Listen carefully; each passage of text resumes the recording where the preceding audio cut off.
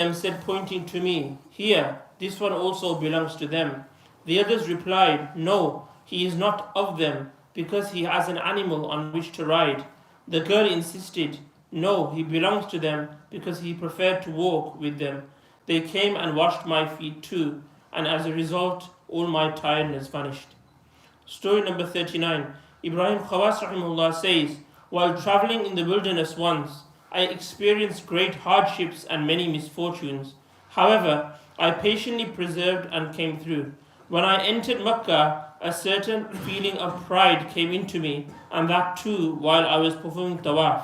From behind me, an elderly lady called out to me, "O Ibrahim, this servant of Allah was with you in the desert, wilderness, but I did not want to disturb you by talking to you, because I did not want to take your attention away from Allah. Take out that vanity which has now entered your heart." Story number 40. One saint relates, I saw Shaykh Samnun rahmatullahi alayhi once swinging from side to side in ecstasy while performing tawaf. I took his hand and asked him, "By the truth that you shall stand before Allah one day, I ask you, how did you reach Allah?" As soon as he heard the words, "stand before Allah," he fell down unconscious, and when later he regained his senses, he recited these lines. Many a sick patient in there, whose body is filled with disease, whose heart is more sick than any other heart. If they die of fright and fear, then it is right, for to stand before Allah is hardship indeed. Then he said, "As for myself, I have made 5 things compulsory on myself, and have kept them in mind at all times. Firstly, the thing in my life which was alive, my base desires, have I killed, and that which had been dead, my heart, have I made alive. Secondly, the reality which had always been absent from me, the hereafter, have I kept before my eyes at all times,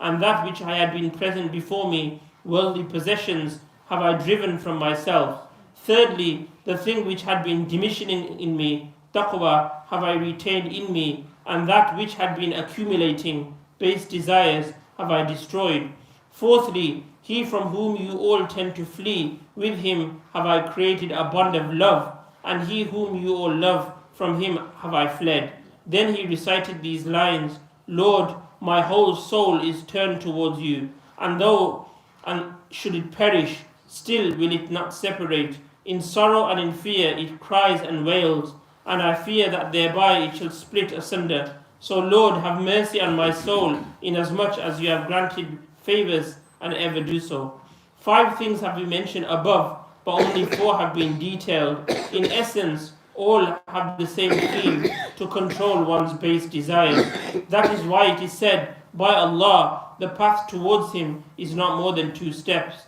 If the first is placed on one's desires, then the second is already in the believer's lane. Story number 41. Shaykh Abu Yaqub Basri rahmatullahi alayhi says, once in the haram of Mecca, I suffered extreme hunger and for 10 days could not find anything to eat. Because of this, I decided to go outside. Perhaps I would find something to eat. The only edible thing that I found was a rotten turnip lying on the ground. I picked up the turnip, but suddenly I did not feel like eating at all, because a thought then crossed my mind that for 10 days I have been starving, and when you finally find something to eat, it turned out to be a rotten turnip. I threw it away and returned to the mosque, where I then sat down. Not long after this, a stranger came along, and in front of me he placed a cloth bag and said to me that take this. Inside in it you will find a small bag wherein there will be 500 golden sovereigns. It is something which I have vowed to give to you. I asked him, but why have you given it to me specially? He replied, for 10 days now we have been lost at sea until our boat came near to sinking. Each of us at that time made a separate vow. I made this vow to Allah that if He saves us, I shall then give this bag of money to the first person on whom I set eyes from the residents of Mecca. And Allah brought us to safety. So you are the first person I have seen in Mecca. I said to him, open the bag. He opened it, and therein I found white sugar candy, a special bread, peeled almonds, and some sweet meats. I took some of each and gave him back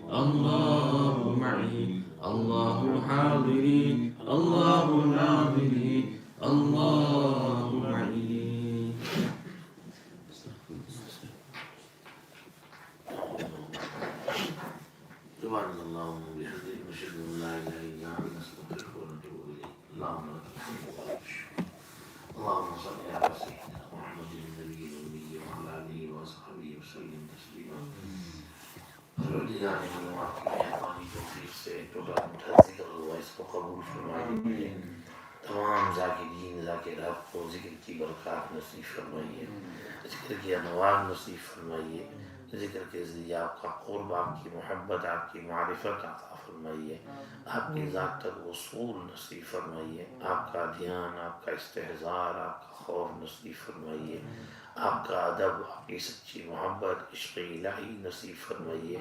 عشق رسول، اتباع سنت کی توفیق عطا فرمائیے، تمام ذاکرین ذاکرات کو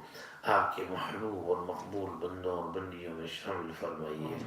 اولیاء اللہ مخلصین عارفین واصلین کاملین ذاکرین شاہدین میں شامل فرمائیے،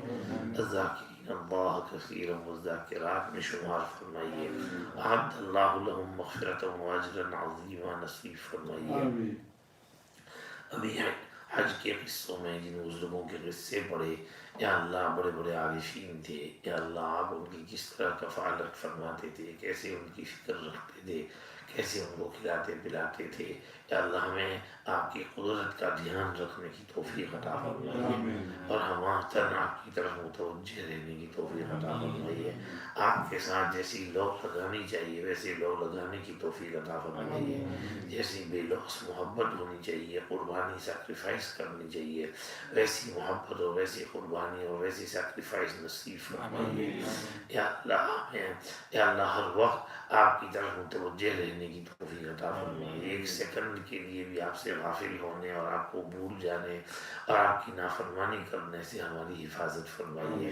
نفس اور شیطان کے شر سے بچائیے، ان دونوں نے ہم کو تباہ کر رکھا ہے، یا اللہ ہماری حفاظت فرمائیے، ہمیں سمجھ اور فہم عطا فرمائیے، اللہ ہمیں ٹائم ویسٹ کرنے سے ہماری حفاظت فرمائیے، وقت وصول کرنے کی توفیق عطا فرمائیے، اپنی زندگی کو قیمتی بنانے کی توفیق عطا فرمائیے،